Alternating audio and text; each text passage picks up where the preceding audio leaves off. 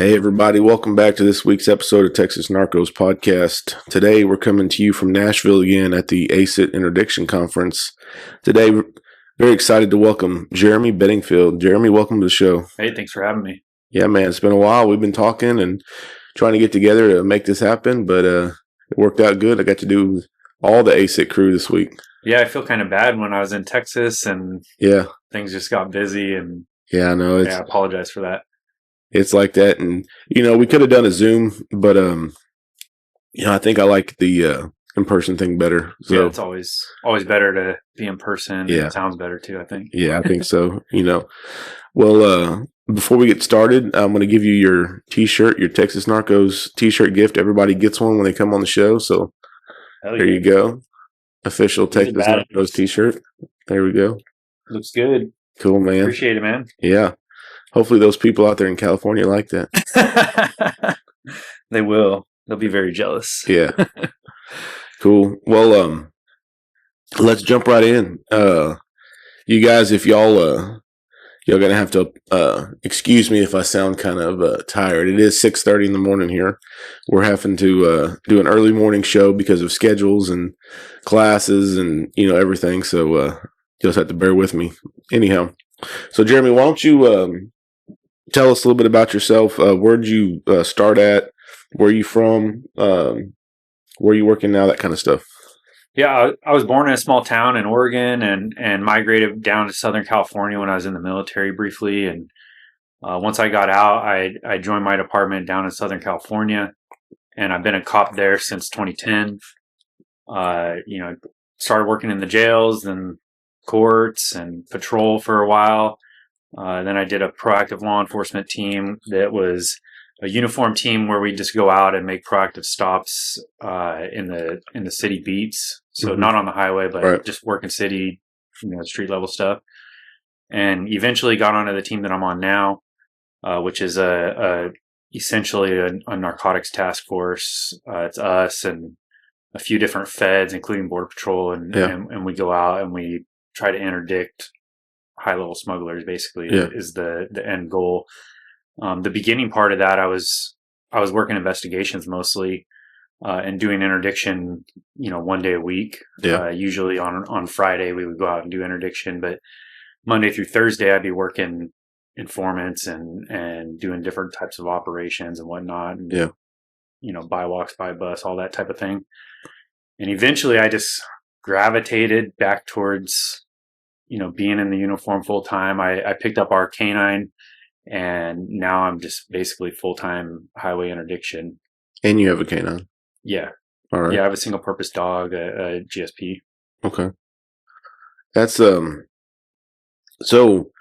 you started out in the jail, you said? You worked that for a little while? Yeah, not very long. Yeah. Probably 8 months or something like that. And then they moved me over to the courts. I was there for like a year. I feel like that's pretty common down in California. Like if you want to work for a sheriff's office, you kind of got to go through the jail, huh? Yeah. Yeah. It's obviously depends on staffing and if you're a lateral or not. But if you're a new hire off the street, you're probably going to do a little jail time if you're working for sheriffs. Yeah. And then you go out to patrol, and then next thing you know, you're out there doing some proactive stuff. So, and then now you're full-time interdiction. Are you limited to just your county down there, or are you on like a regional task force where you can kind of spread out, or is there enough work in your area that'll keep you busy? We're not limited. So every cop in California is a peace officer in this entire state, the way that California works. And we end up all over the place, depending on where the investigation takes us. Back in the day, we used to go to Los Angeles a lot more. Yeah. Not as much anymore. We tend to try to really focus on things within San Diego. Yeah. A little bit heavier, but we're not necessarily limited, but we still kind of stick to our area. So when I'm working the highway, I'm within San Diego County. I work usually about an hour north of the Mexico border. Okay. So you're hitting stuff that's made it through checkpoints and is continuing on, right? Yeah, it's 50%. This is just a guess, but 50% of my seizures would be border crossing cars that came across the port of entry and then are traveling to wherever they're going to go. Yeah.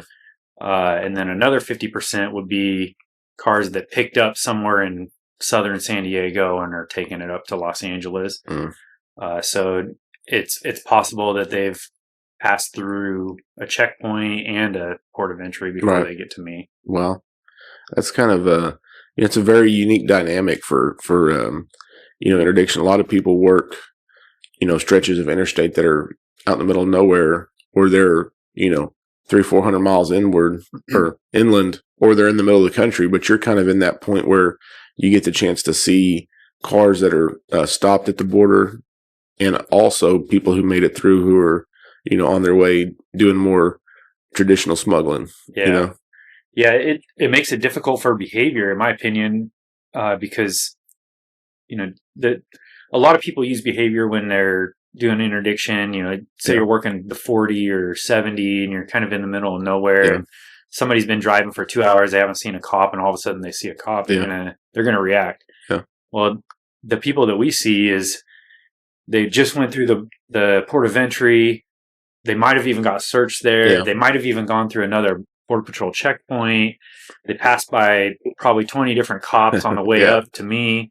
And then they're coming up on, I typically work just south of the next Border Patrol checkpoint.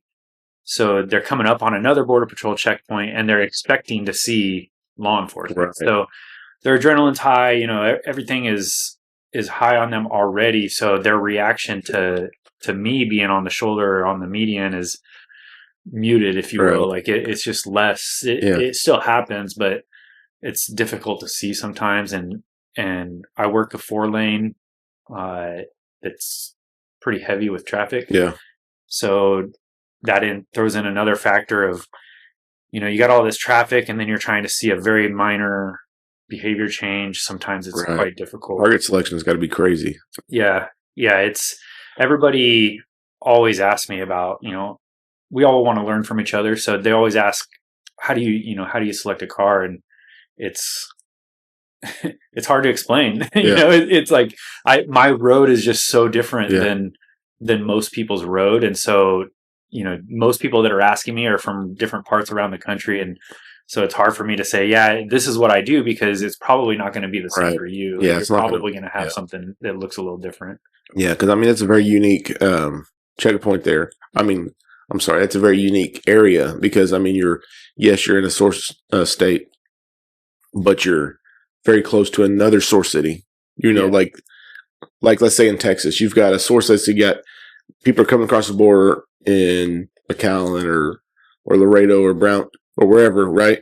They've got 3 hours to get to a source city. Yeah. Either Houston, San Antonio, Austin, whatever. So they've got time. But in yours, you've got how long is it? Like an hour and a half, 2 hours? Yeah. Yeah.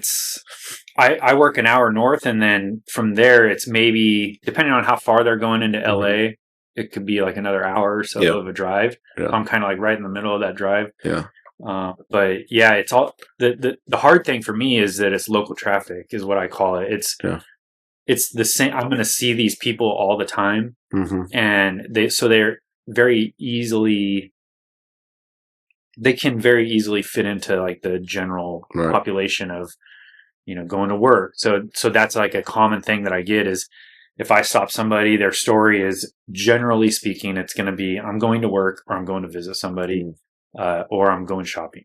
Right. Those are like the three main things. So, if I stop them, I got to dig into those stories to build my reasonable suspicion, so I can prolong detentions properly. But it's quite difficult. And so some of our law enforcement databases, I can run those, and I'm like, man, there's not much that stands out about this car from the average other car. So sometimes you're in a position where you just have to stop them, find a violation, stop them, and talk to them, and figure out if it's legit or not.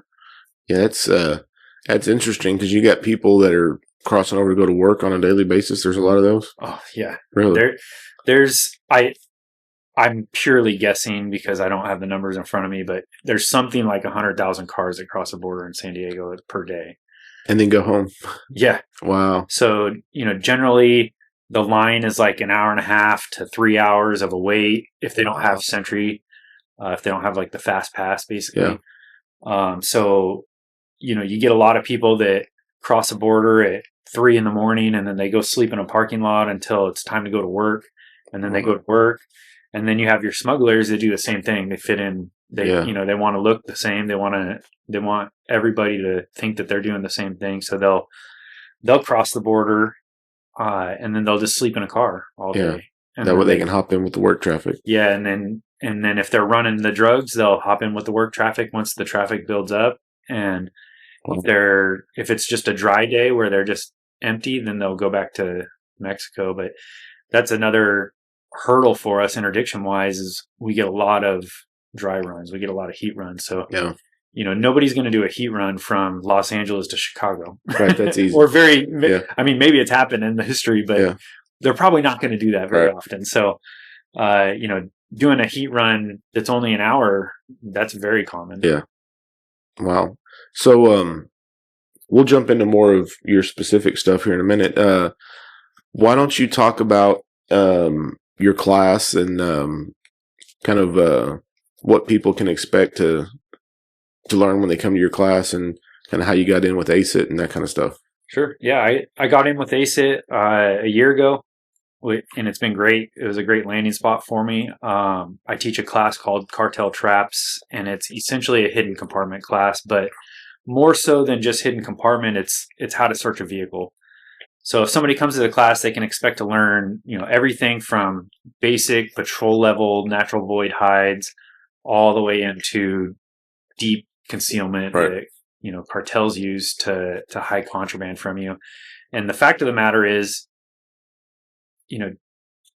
traps are way more common than people think. And I truly believe that people are missing a lot of stuff, because I've talked to guys that have significant amount of time doing interdiction, like much more than me. Mm-hmm. And there's like traps that they haven't seen before. And all that tells me is, man, there's probably a lot out there that's just getting by. Yeah. And so my goal in doing this class is I'm trying to just present as much material as I can so that people can go out and find success. Because that's something that I wish that I had more of in the beginning part of my career. Before you get in my area, before you get into like the special investigations is what we call our division. Before you get into that, it's kind of hush hush. You don't really know what those guys are doing.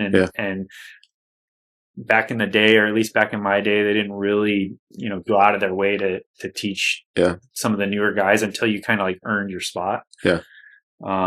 And I was always wondering why that was. And ever since I've been in the division, I want to teach people what we're doing, because those are the next people, and you want to groom them and have them ready to do the job. And so that's kind of the goal with the class, or that's where it evolved from, is teaching people in my department. And then next thing I know, I'm teaching a class at the California Post Narcotics Academy for a few years. And then now we're doing this national thing, traveling around and trying to teach people about traps as much as we can.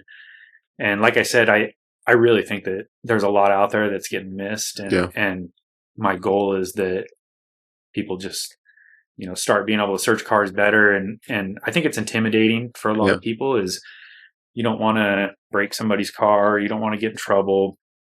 And you just simply don't know enough about it to search it properly. Right. It's actually quite easy.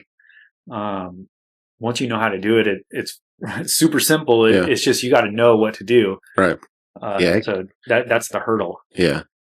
So people listening out there that have an interest in interdiction, if they want to learn how to pick out the right car, how to stop the car, how to interview the car, and how to get to the point that they can search the car, they need to go to Bauer's class. Yeah. And then if they want to learn how to search the car, they come to your class, right? So it's funny, because I think there's essentially 3 steps of interdiction. Yeah. 4 if you want to include the follow-up. But, you have your target selection. So how do I pick out the right car? How do I stop the right car? And that's obviously the hardest hurdle. That's the hardest thing or the hardest problem to solve. Yeah. And then the next step after you stop the car is you got to have a conversation with them, and you got to see if there's reasonable suspicion of criminal activity present. Because for one, you want to be able to legally prolong the detention. Yeah. And then for 2, you want to know if you should search the car or not. Yeah. And the conversation is going to tell you that. And then obviously the third step would be searching the car. And so I always say, I think you got to learn it backwards. And what I mean by that is you got to learn how to search a car first. You got to know how to find basic patrol level stuff. If you're not finding guns that are hidden behind plastic panels in cars or hidden in the dash or hidden in the center console, prior to wanting to even do interdiction, you're already missing stuff. Yeah. So, most people that find success from my classes, they're patrol guys that are going out, hitting the streets, hitting their street level people, and they're finding all sorts of stuff that's hidden in the vehicle that they weren't already finding. So once you become a semi-expert in that field, the next step of learning would be how to talk to somebody, how to develop reasonable suspicion, how to prolong detentions properly, and how to determine whether or not somebody is potentially smuggling. Because the fact of the matter is, you could go out and you could randomly stop cars with a vehicle code violation, obviously, but you could randomly do pretextual stops, and eventually you're going to stop somebody that's smuggling. Yeah. And the interview is going to tell you that they're smuggling, and then you're going to be able to find it. Yeah. So like the target selection is it's the hardest hurdle, but it's, to me, the least important step. So I think you got to learn how to search a car, then you got to learn how to talk to people so that you can develop the reasonable suspicion, and then you can hone your skills of target selection. And the reason that I say that also is if you stop a car, a lot of people go out, they want to learn interdiction, so they just go start stopping cars. Right. And if you stop a car, and let's say you get some type of story that you think maybe is suspicious. Yeah. How do you know if you didn't miss it? If you search the car and you don't find anything, how do you know that you didn't miss a trap? Yeah. You don't know, because you don't know how to search a car. How do you know that it wasn't nothing? Yeah. And it was some totally legitimate thing that you just had never experienced before. Like Bauer talks about it, and I've experienced the same, is people will go to Mexico and for all sorts of reasons, like, they go get dentist work, they go to the doctor, they go visit family, they do all sorts of totally legitimate things that, I guess visiting family isn't a good example for this, but like they'll cross the border or they'll go south into Mexico, they'll come back a few hours later, and you'll see that and you'll be like, well, that's kind of quick travel, that maybe that's suspicious, and you stop them and then you ask them where they're coming from and they tell you the dentist. If you've never experienced that before and you don't understand that culture, you might think that that's suspicious, but it's quite common. Yeah. And so you might search that car and then you're like, oh, I just missed a trap. And all of a sudden you're thinking that you had a really good one and you really didn't. Yeah.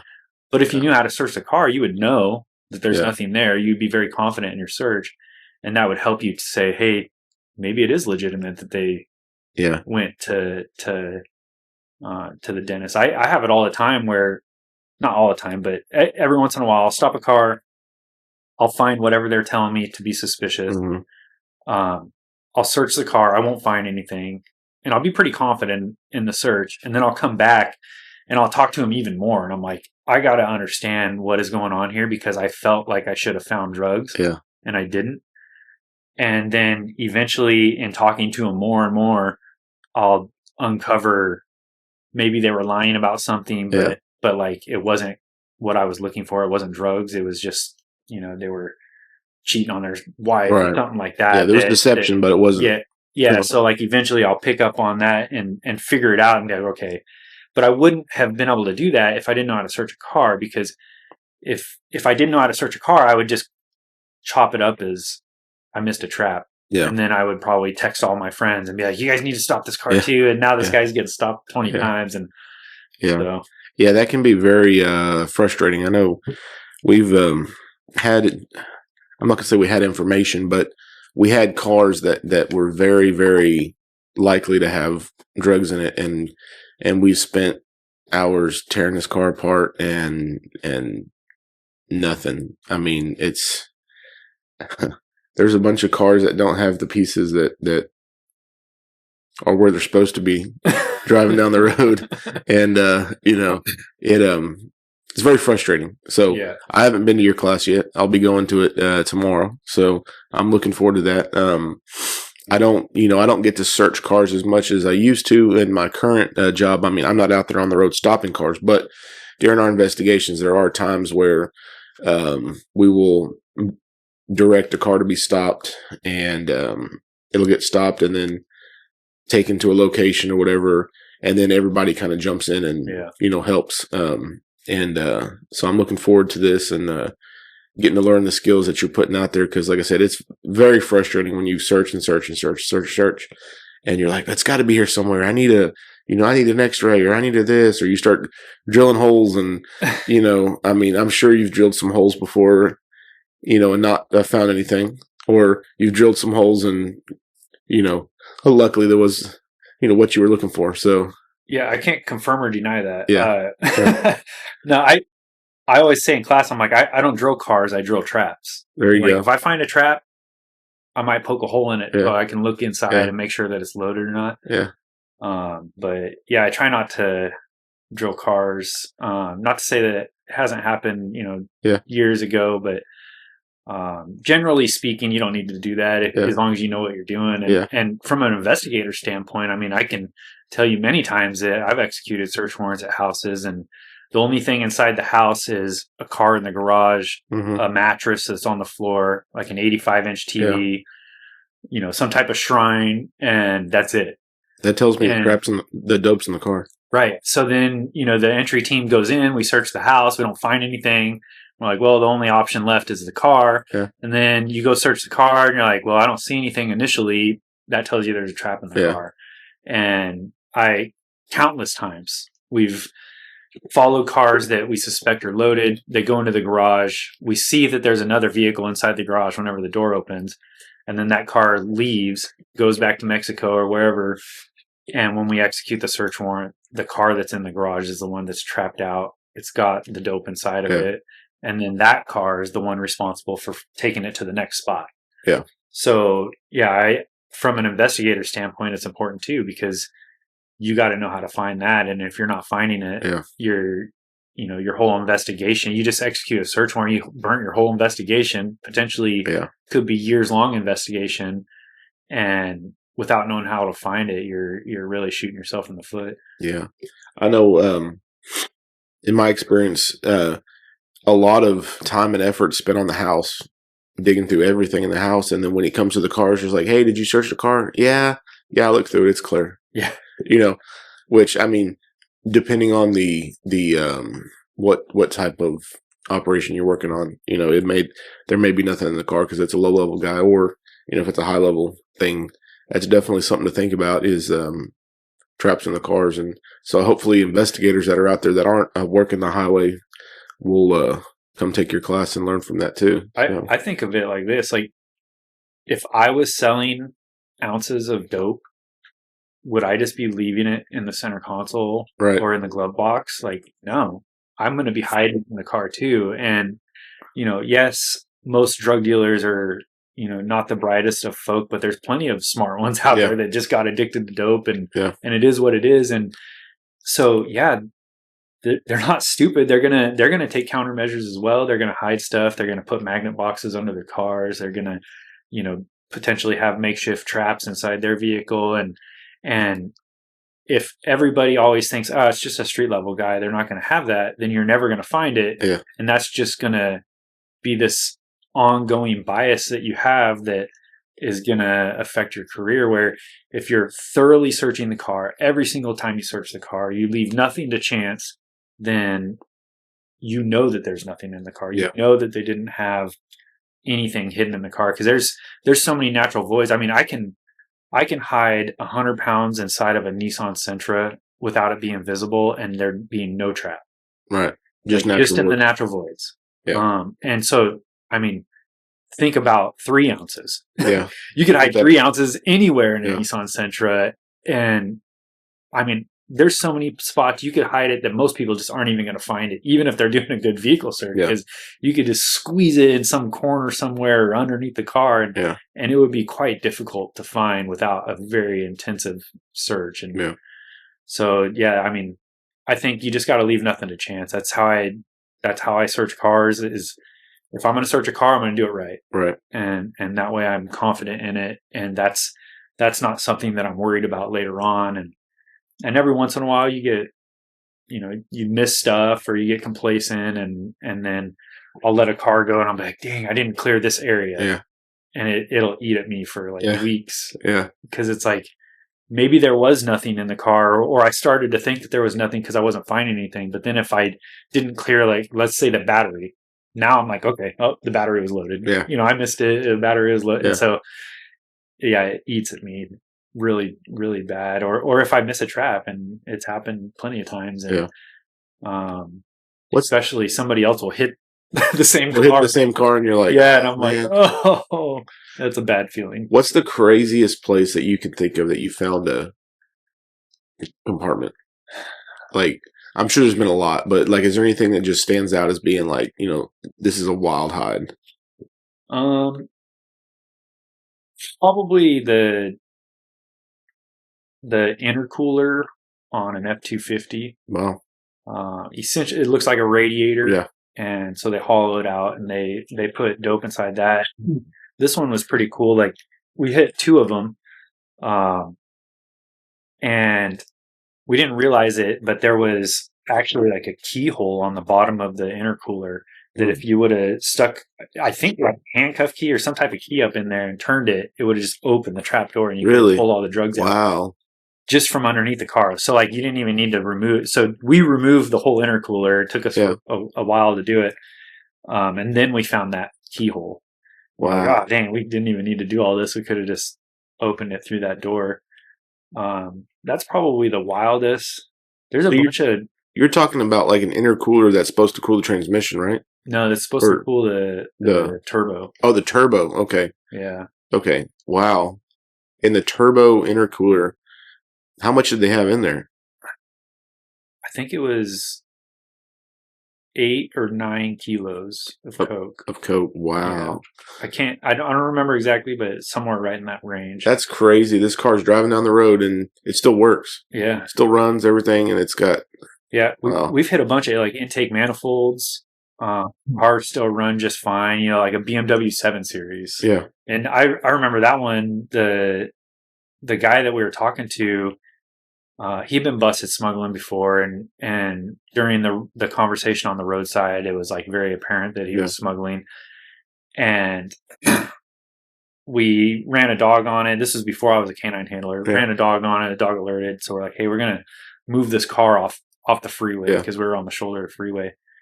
And he was like, really? You guys think that I'm smuggling in that car? That's a BMW 7 Series.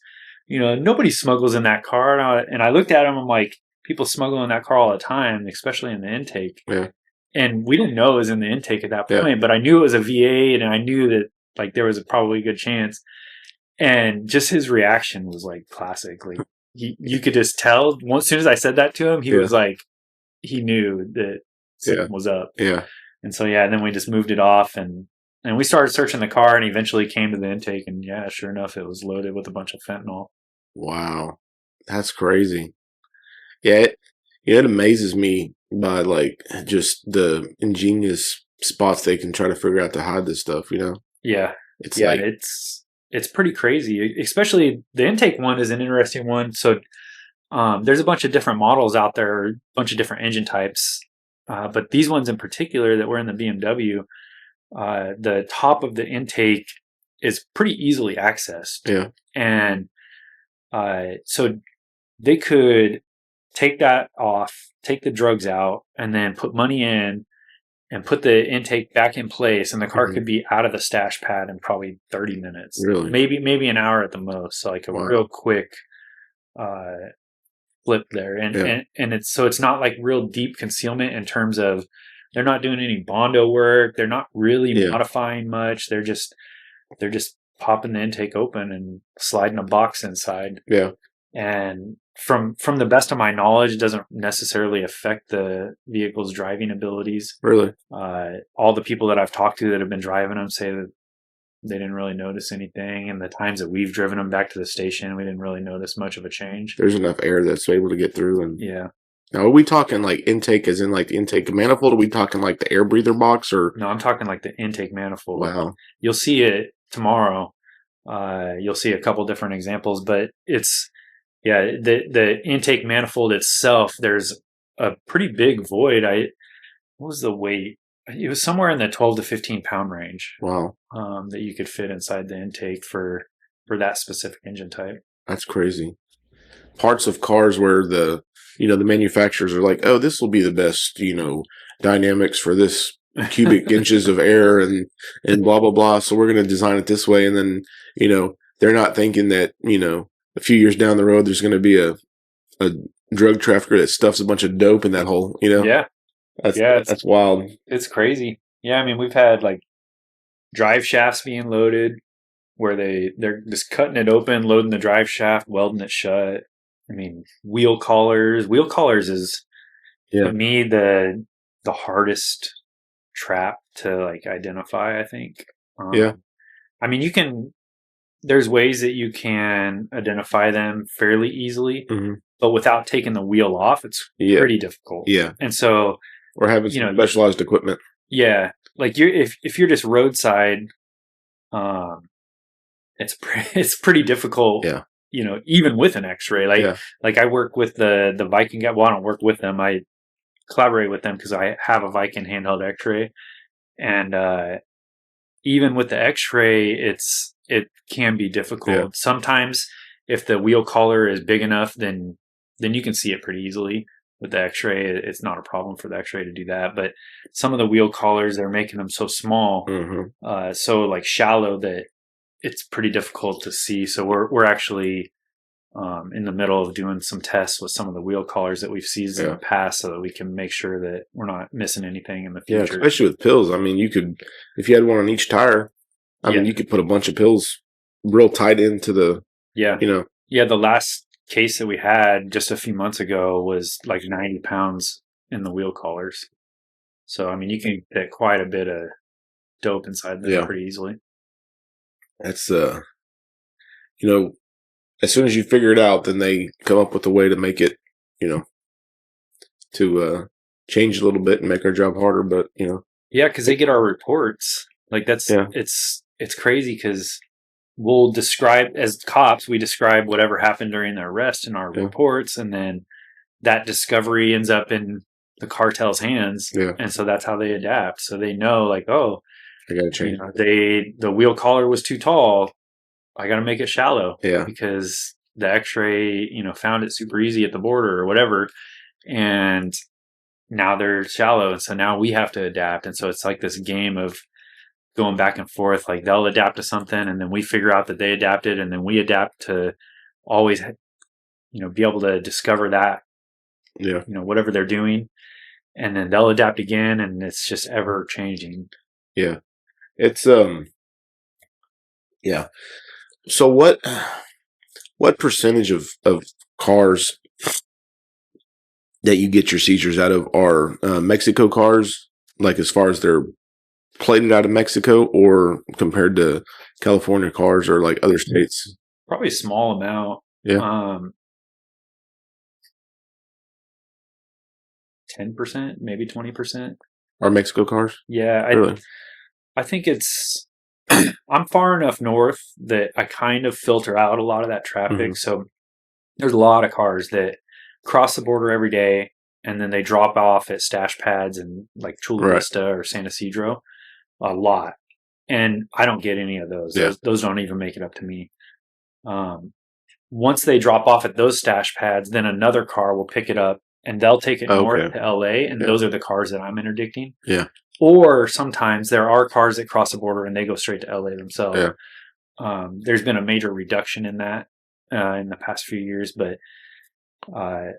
so yeah, we do interdict Mexico plated cars regularly, but it's by far outweighed by California plated cars because they want to fit in. They don't want, historically being, we know that drugs are coming from Mexico. If you have a Mexico plated car, the newer interdictors especially are going to pay more attention to that. But the California plated cars, they fit in more. So like the higher level smuggler, they want to fit in. They don't care about, they do care about it. They want to fit in. They don't want to look like anybody else, like they don't want, They want to the raise newer guys to be looking at them. Yeah. How often do you? Well, I mean, you said earlier that you get called to go to the border. So how does that work? Does BP or whoever's down there, they'll have a car that they've got on a secondary inspection or whatever. They'll call you like, "Hey, I think we got something here," and you'll come down, or do you come down after they find it, or do you come and help them search? How does that? No, How does that dynamic work? Not with the border. The border is kind of self-contained. They do their own thing. Yeah, it's not too often that I would end up down there unless we have some type of operation or it's our target. Okay. If we have a target and we have the border stop it, we'll go down there.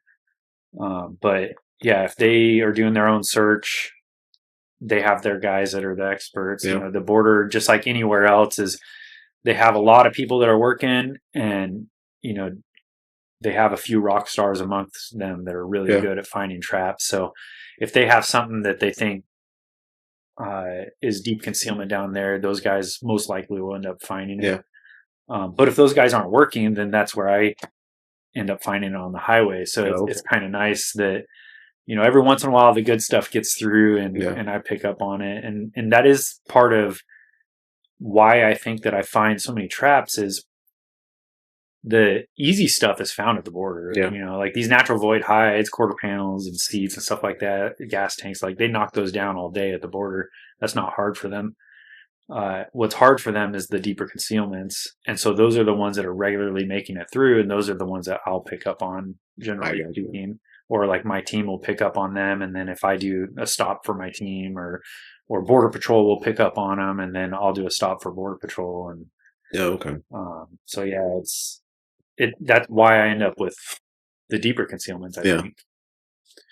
How what do you think your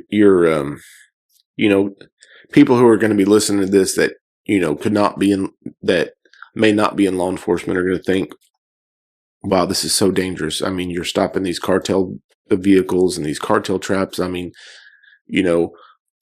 aren't you worried about your safety and this, that, and the other?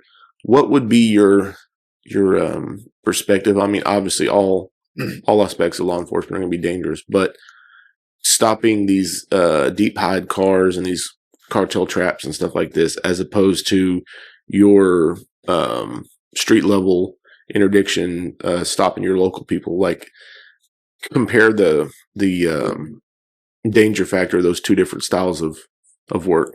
I think that generally speaking, a higher level smuggler, there's less to worry about from that person specifically. Now, obviously, if there's a guide, a scout, or somebody just watching the load, some type of security or something like that, you got to worry about that for sure. Or if you're dismantling the car right there on the roadside to pull some dope out, you got to worry about watching your back. But in terms of the person that's actually driving the car, generally speaking, there's less to worry about than a street level guy. But also that just comes with experience. I spent years chasing gangbangers that have guns and, drug addicts that have guns and doing all that type of stuff. And, eventually you do enough proactive work in the city, you start to learn that half of those people are going to run and fight. So like you just get used to that type of work. And moving into interdiction,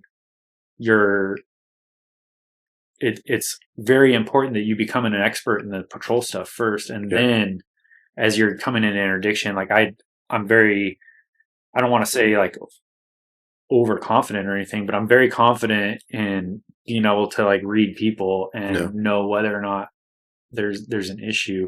Obviously you can't know everything and there's going to be surprises here and there, but for the most part, my officer safety, I feel like is pretty good. And I really pay attention to people. And then once I have determined that there's less risk in this stop, that's when I'm going to start zeroing in on other things, like looking at the car for a trap and whatnot while I'm talking to people.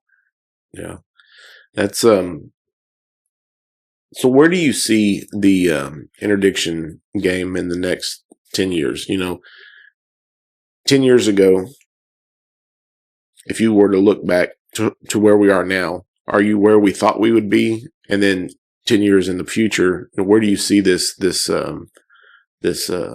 this world as far as like interdiction game. I mean, it's changed a lot in the last 10 years. Yeah. What do you think is the next new thing that, we're going to see? I don't know. That's a good question.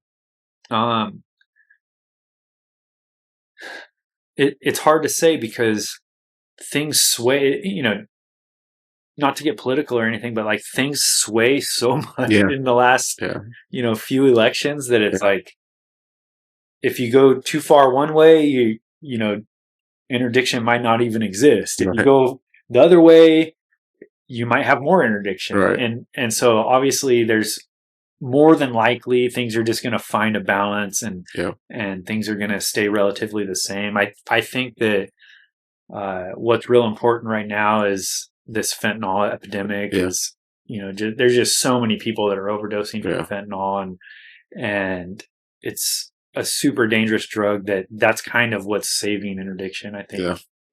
At least partly because,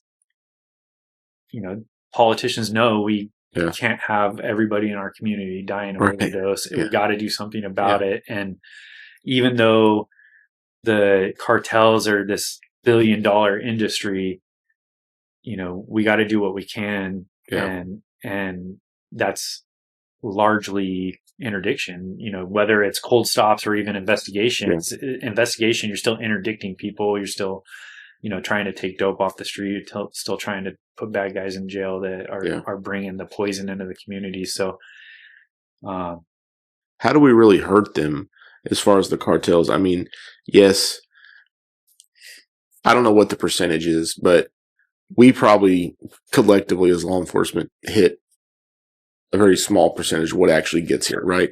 All the stops you get, there's that plus more that's getting through, So how do we really put a dent, and hurt them? Is it the money side? We hit the money going back? Is that, is that the key to it? Or is it, increased enforcement to stop the stuff coming in? Or what's obviously hitting the money is good because it's dirt cheap to make it. Let's take meth, for example. It's dirt cheap for them to make a bunch of meth. And then when they sell it, they get all these, a large amount of money. And if we were to seize that helps our cause. But ultimately, even us seizing the money, it's like we're seizing such a small fraction relative. Like even every money seizure in the United States that is from drug proceeds is just a tiny fraction, drop in the bucket of the money that they're laundering electronically and doing all these different types of things. So I don't know if that's the answer. Obviously, it's part of the solution. I think everything is part of the solution. Stopping people and doing good investigations, doing, using undercovers and informants properly. That's all part of the solution. I think one big thing would be searching more cars at the border. There's so many cars that come through that are legitimate traffic that it's just so easy for smugglers to slip through the cracks. And I'm not saying anything negative about, CBP. They do an outstanding job. What I'm saying is, when you have 70,000 cars coming through just the San Ysidro port of entry every day, you can't search them all because you don't have the manpower to do that. So you search the ones that you can, and they hit loads every day. I bet they're hitting 5 to 10 loads a day at San Ysidro. And that's a guess, but just based off of what I know, I'm pretty sure that that's about the right number.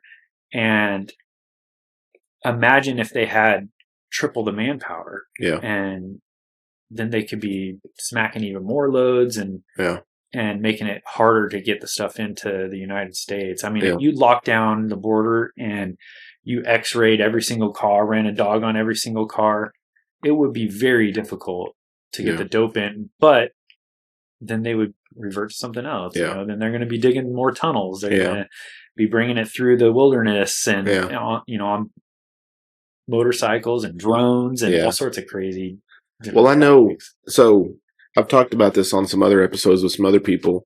The difference between the price of dope up where I'm at between the years of 2016 and 2020 compared to the price of dope from 2021 or 2021 to now has changed immensely. I mean, we're talking in the 2016 to 2020 era, we're talking a kilo of coke in my area is, right around 30,000, to where now in 2024, a kilo is going for 13 or 14.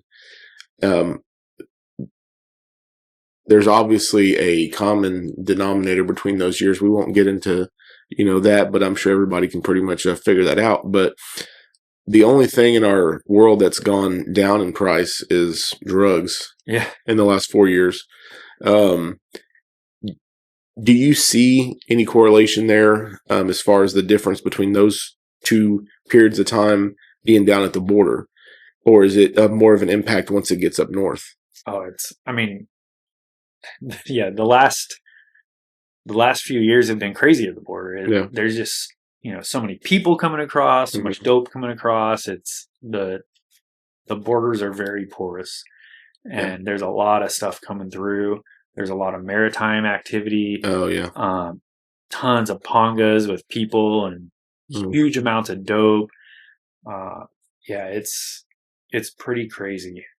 Do you think there's more dope coming across or getting through because of manpower issues and stuff like that, or is it just a flood of extra volume? Well, it's 100% manpower issues. Yeah. Like I said, if we made the port of entry even bigger and have more people down there, same thing with the border patrol. If we had a lot more border patrol out there, and then even just the local cops. So that's one thing that always comes up is there's so many people across the nation that want to get into interdiction. Yeah. For whatever reason there is, but most departments don't even have interdiction teams. Right. In fact, like my team that I'm on, I do full-time interdiction, but I'm not on necessarily an interdiction team per se, although we are starting an interdiction team here pretty soon, hopefully. But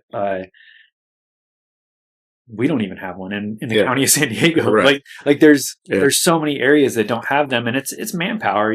Like very rarely is a police department anywhere in the nation or sheriff's department going to say, "Oh no, we don't want people interdicting drugs." Yeah. It's not that they're saying that; they're saying, "Well, we don't have the people. Like we have 50% staffing on patrol." Yeah. Because we went through this period of nobody wanting to be a cop. Yeah. We need to be able to staff patrol first before we can have an interdiction team. So yeah, it's 100%. Manpower is a huge factor when it comes into it. And if we have more people out there, if police departments and sheriff's departments have more funding, then we could make a bigger impact. Yeah. We do what we can do. There's only so much you can control, and so there's a lot that I try not to worry about, because if I worried about all these politics and all that stuff going on, like I would be miserable every day. So I just go out and, watch cars every day and search cars. That's what, other than my family and hunting deer and elk, next is interdiction. So I just do the things that I enjoy and let everybody else figure out all those bigger problems. That's awesome. So we're going to wrap it up here. If an officer wants to get more information about your class, where do they go? ACEInterdiction.com, or you can find me on Instagram. You can find us on Facebook, and the website, like I said. Yeah. So if you want to learn how to search a car, if you're a patrol level, like that is the most important.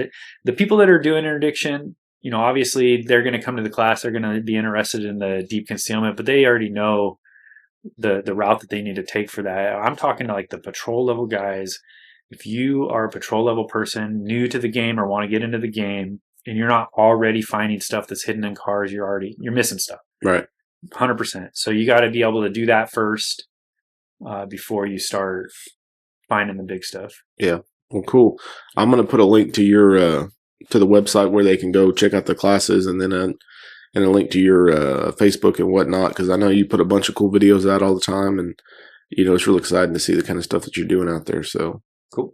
All right. Well, all right, guys. If y'all check that out, and until next time, we'll see y'all down the road on Texas Narcos. Thank you for tuning into this episode of Texas Narcos Podcast. We hope you enjoyed it. Remember to hit that like button, subscribe to our channel, share our podcast with your friends and family. You can find Texas Narcos Podcast on YouTube, Spotify, Apple Podcasts, and iHeartRadio. Your continued support helps us to bring you stories like the one you just heard. Thank you. God bless, and we'll see you down the road on Texas Narcos.